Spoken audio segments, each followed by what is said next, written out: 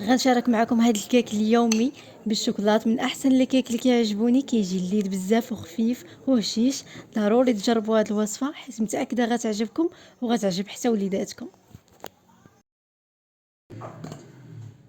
واول حاجه كناخذ واحد البنانه اللي تكون طايبه شويه، كنزيد عليها 2 بيضات بحراره المطبخ،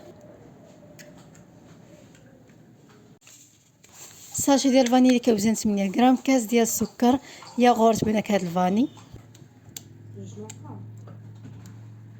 وكاس ديال الزيت العبار بكاس ديال العنبه، 2 معالق كبار ديال الكاكاو، نص معلقه صغيره ديال القهوه سريعه الذوبان ما تصوراتش ليا في هذا المقطع، ومعلقه كبيره ديال شوكولاته الدهن، 2 كيسان ديال الدقيق اللي مغربلين، 2 ساشيات ديال خميره الحلويات.